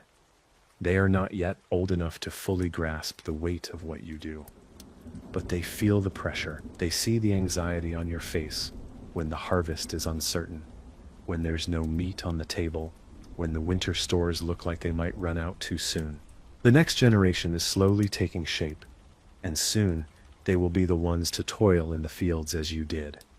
They will carry the same weight that you carry now, learning the same lessons you were taught in the same painful, unforgiving way. You've already taught them the most important rule of life here. Never stop working, never stop struggling, because if you do, it's all over. Autumn, when it finally arrives, brings both relief and dread.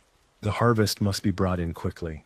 You work side by side with your neighbors, hands flying across the fields to gather every ear of wheat.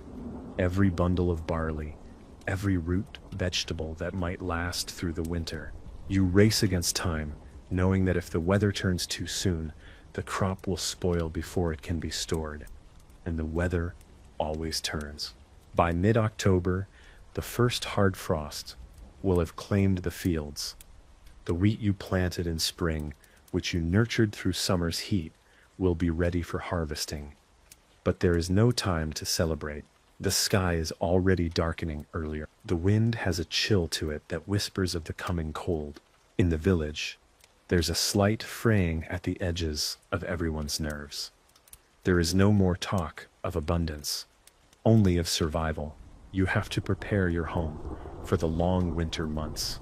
The hearth must be ready, the wood stacked, the grain stored in the barn. You worry that the storehouses won't be enough. You know that once the weather turns, there's nothing you can do but wait. You and your family work together, side by side, pulling the last of the crops from the earth. The ground is damp with the last rains of the year, and your feet sink into the muck as you work. The world becomes a blur of mud, straw, and grain. It's a never-ending cycle that repeats itself year after year, the same dance of labor, of hope, of survival. As the evening sky turns to darkness, there is a feeling that comes over you, a mix of exhaustion, relief, and dread. The harvest is in. But the work isn't over. You know that winter is the real test. The frost will come soon. The fields are empty. The work that remains is keeping the home warm, the food from spoiling, and the family safe. Winter comes, as it always does, with a quiet, chilling certainty. The cold presses down on you with the force of nature itself, as if the world has decided that the time of plenty is over, and now you must suffer. The snow falls in thick, heavy flakes, piling up against the doors, covering the roof in layers of ice and white. The chill creeps into every corner of your home, no matter how tight the walls are. Now, you can only hold on and wait. Wait for the snow to pass. Wait for the worst of the cold to go away. Wait for the spring, which seems so distant you can hardly believe it will come. But it always does, doesn't it? The thaw always comes. In the long, freezing months of winter, you pull your family closer. You huddle by the hearth, passing around what little food you have left. The fire burns low. The wind howls outside. But inside, you are all together. You know that if you don't hold each other, if you don't cling to one another in this time of need, the cold and the hunger will overtake you. It's these nights, these moments of stillness, that make you realize something important. Survival is not just about working the land, or battling the elements, or surviving the worst of the seasons. Survival is about hope. It's about finding the strength to keep going, to keep surviving, to keep working, no matter how impossible it seems. The hope that in the end, the winter will break, and the world will return to life. The hope that one day, your children will know a world that's kinder, warmer, and easier than the one you've lived in. For now, though, you survive, one day at a time, one season after the next. And when the thaw finally comes, you will begin again, because that is what you do. You endure, you survive, and you live, even when the world is doing everything it can to crush you. The thaw, when it finally comes, is not the soft awakening you had hoped for. It is harsh and violent, the earth reluctantly pulling itself free from the icy grip of winter. The snow that blanketed everything for months begins to melt, but the mud left behind is more treacherous than the frozen ground ever was. Every step you take into the fields sinks deep into the muck, and the smell of wet earth clings to your clothes and to your skin. The land that you had prayed for to begin its cycle once more is not welcoming.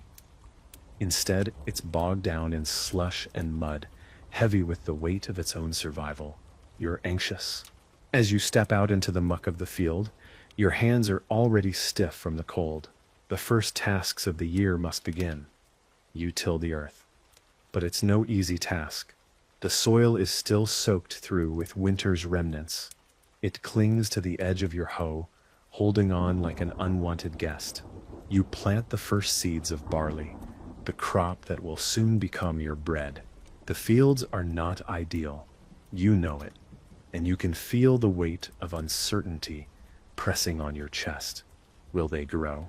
Will the rains come? Will the sun shine long enough to ripen the crops? Or will you see the same failure again? Hope is something that grows with each seed you plant and dies when the drought comes. It's a fragile thing, too fragile to think about much, but you cling to it anyway because what else is there? You can't abandon it, even if you want to. You can only keep pushing forward, keep planting, and keep praying. Spring is a reminder of everything you've lost. The flowers might bloom, but they remind you that everything else needs to be nourished to survive. The work begins again. The same tasks you performed last year, the same hopes that you planted deep in the soil. You're always hoping for a better harvest, a more bountiful year. But you know better. Nature doesn't care about your hope. She doesn't care if you're tired or hungry. She will give you what she will give you, and you will take it or leave it. Still, you labor. You feel the ground beneath your feet and tell yourself that this year the crops will grow strong. You will tend to them, you will protect them, and you will pray that the earth delivers what you need. You pray to the saints, to the Virgin Mary, to anyone who might listen, but you know there's a limit to how much they can do. This life is a constant battle between human will and natural forces beyond your control. Each day you rise earlier, work harder, and sleep less. Your children help where they can, but they are too young to understand the weight of what it means. They see the sun, they see the rain, and they see the earth growing beneath their small hands, but they do not yet know the real price of survival. You start to see it in their faces. They are growing, stronger, taller, more capable, and yet there is something in their eyes that you've never seen before. The fatigue of survival, it's written on their faces, in the way they sit around the hearth at night, watching the fire, but not really seeing it. The hunger is there, in the way their stomachs growl even when there's food on the table. The winter and the work have left their mark. You see them growing up in front of your eyes, their hands becoming calloused, their bodies hardening in response to the endless labor. They will know this life, just as you have. They will inherit it, just as you inherited it. They will work these same fields, plant these same crops, struggle with the same endless uncertainty that you face every year. The cycle continues. By summer, the crops are either thriving or faltering. There's no middle ground. Every day feels like a test. Drought threatens the fields, and you watch the sky for any sign of rain. The land begins to crack under the heat, the soil turning to dry dust. You pray for rain, but your prayers feel unanswered, just like they always do when the weather takes a turn for the worse. Your children are growing quicker now, their small hands becoming better at handling tools and farming equipment. They are learning the trade, the skill of survival. They may not understand the weight of what they are doing, but you know they will learn soon enough. It's the nature of this life. You grow up quickly when you are born into it. There is no childhood here. Only work, only labor, only endurance. The summer months blur together. The days are long and exhausting. You wake early and work until the sun dips below the horizon. The heat is unbearable at times, and you can feel the sweat run down your back, stinging your eyes. But you push through, because what else is there to do?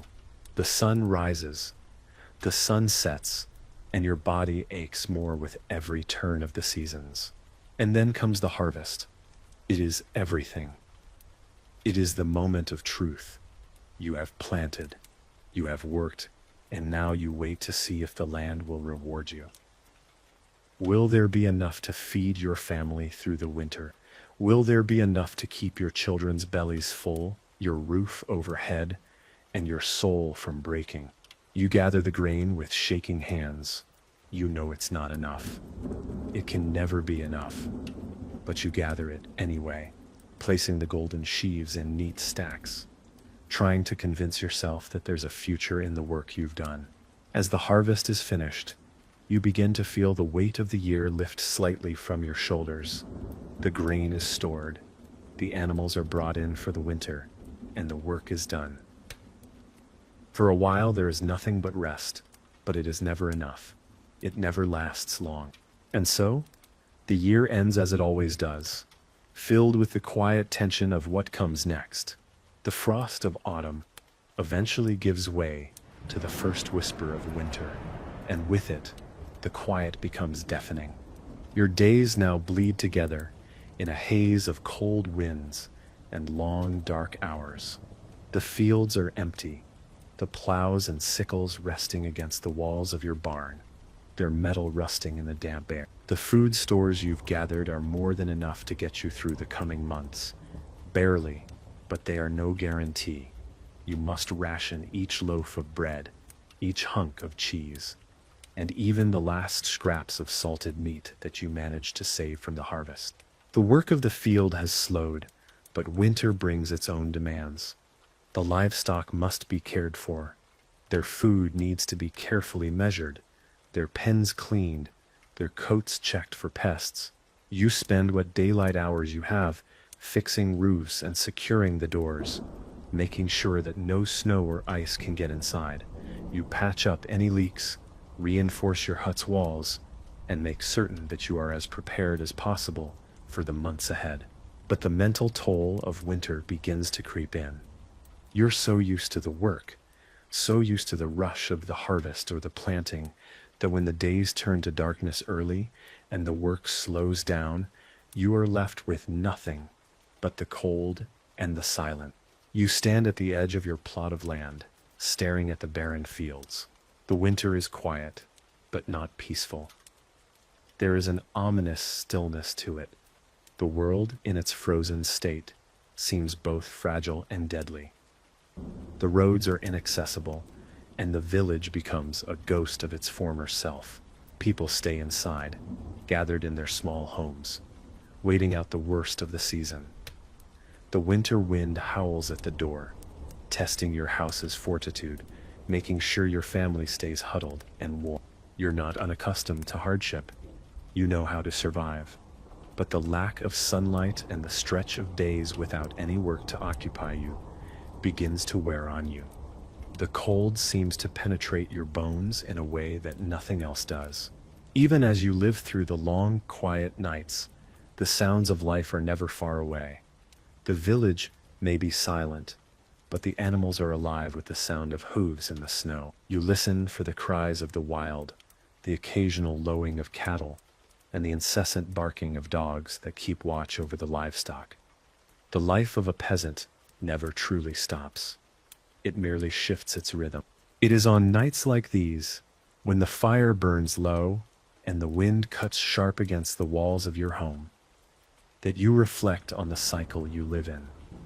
You think back to your youth, when you would dream of escaping this life, when you would imagine a life beyond the land. But now, with every year that passes, you realize something fundamental. You have become this land. Its seasons have become yours. Its pain, its struggles, its triumphs, these are now as much a part of you as your own blood. Your children, growing up in this harsh world, are starting to understand that too. They've learned the value of hard work, the relentless march of the seasons, the importance of each harvest and each small triumph. They understand that survival is not a given, that it is something you have to fight for each day. They are becoming more like you. There's no real celebration for the passing of winter. The calendar is just a marker for the harshness of the year, and the only real milestones are the arrival of spring and the start of another cycle. No one in the village waits eagerly for the arrival of the new year. The days blur together in an endless march, but there are quiet moments, even in the darkest nights. You look around at your children, their faces lit by the flickering firelight. You realize in those moments that this life, this simple, painful, beautiful life, is the only one you've ever known. It is the only one you have, and despite everything, despite the hunger and the cold, you would not want it any other way. You know what comes next. You've been through the winters before, and though they are brutal, they always come to an end. The frost will break, the snow will melt, and life will once again spring from the earth. You will plant your fields, tend your crops, care for your animals, and repeat the cycle. It will never be easy, but it is your life. And like every peasant who has ever lived before you, you will endure. You will live through the next winter, and the next, and the next. Because what else is there to do? By the time spring arrives, you are ready. The snow has retreated, the ground softens, and the first buds appear, delicate but unmistakable. The world is awakening. It always does, even after the hardest of winters. The first fresh shoots of grass, the bright green of newly budding trees. Nature always begins again. But you know better than to trust it all. You wait. You know the harvest will be hard. You know the work will not end. But you also know that as long as you are here, as long as you and your family are alive, you will keep pushing forward. You will keep planting. You will keep tending the earth, and you will keep living. Because that is all you know. The spring comes in fits and starts, as it always does. The earth is reluctant to let go of the cold, clinging to the remnants of winter's icy grip, but gradually the warmth begins to creep in. The ground softens, the first buds peek out, and slowly but surely, the rhythm of the seasons picks up again. As the earth begins to thaw, so does your work. The days grow longer, and you return to the fields, hoe in hand, ready to start anew. You dig deep into the soil, breaking through the thick clumps of earth, loosening it up for planting. The effort is backbreaking, and yet there's a sense of familiarity, a comfort in the hard physical labor. This is your life, the soil, the sweat, the relentless march of the seasons. You are bound to it, and it is bound to you. You plant the first of the season's crops with as much hope as you can muster, though you know better than to believe in the land's mercy. The sun may shine, but the rain may never come. The harvest may be bountiful, or it may be a failure. But you do what you've always done. You work, you plant, you pray, and you wait. The fields are not kind to you, but the work is always the same.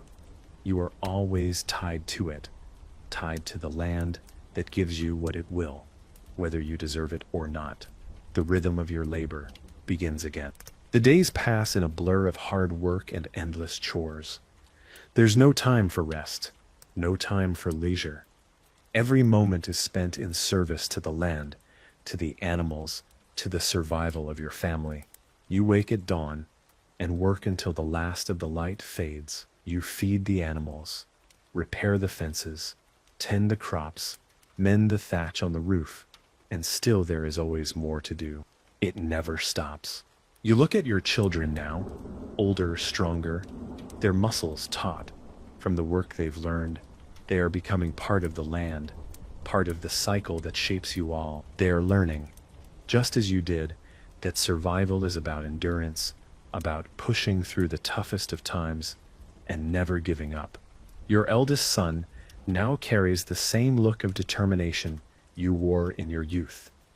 He is strong, capable, and soon he will be old enough to take on more responsibility, to shoulder the weight of the family and the land. You know that when you are too old to work the fields, he will be the one who rises before the sun, who labors under the harsh summer sun, who sacrifices his own well-being for the sake of those he loves. And yet, you also know that his life will be no easier than yours. The weight of the land, the seasons, and the lords who own everything will follow him, just as it followed you, but it will be his to carry now.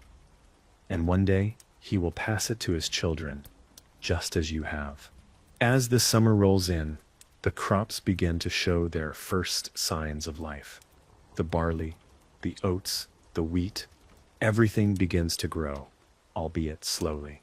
You tend to the fields, watching the plants carefully, praying for the right amount of rain, the right amount of sunlight. The work is never ending, but there is something comforting in the process. You see the progress, the tiny buds of grain appearing where there once was only bare earth. It is a small victory, a reminder that you can still make things grow, even in the face of all the adversity. But you know the danger is never far behind. There are signs in the sky, the clouds that roll in thick and fast, the change in the wind that hint at a storm coming. You brace yourself, knowing that it could be the difference between another failed harvest and a prosperous year. The rains come, not in soft, nourishing drops, but in torrential downpours that flood the fields, wash away the young plants, and leave you with nothing but mud. The earth swallows your labor, and the despair sets in again. You feel the weight of your work, the sweat of your brow, the hope that has risen inside you, only to be dashed by the weather. This is the way of it, always. You watch as the floodwaters rise, as the grains are drowned before they have a chance to grow. There is no crying for what's lost. There is no time. You gather the remnants of the crop and turn your focus to the next task, the next cycle. The land will continue, whether you can keep up with it or not. By autumn, the days feel heavier. You spend the months leading up to harvest in a state of constant apprehension, checking the weather, watching the skies, praying for the best. You gather what you can from the earth, knowing that you will need every last bit to survive the coming winter. Every kernel of grain is vital. Every potato pulled from the soil is one more meal that might save your family. But you know better. Even now, when the harvest is brought in and the grain is carefully stored away, there is always that fear, the anxiety that you won't have enough to make it through the cold months. The village shares what it can, but there's little enough for everyone. There is no surplus. No extra. What you grow is what you get. And if it's not enough, well, you'll make do. The winter looms again, but for now, you can rest, barely. The grain is stored. The firewood is stacked high. Your family is inside, gathered around the warmth of the hearth, and you can almost forget the outside world. The cold is biting, but you know that if you've made it this far, you can survive a little longer. You settle into your hut, your home, and for the first time in a long time, you allow yourself to rest. Your children sleep peacefully, their bellies full for once, and you know you've done your best. You've made it through the storm, through the cycles of hope and despair, and lived to see another year. This is your life. This is your survival. And no matter how hard it is, no matter how many challenges the earth throws at you, you will keep going, because there is nothing else. The cycle continues. And so, you continue.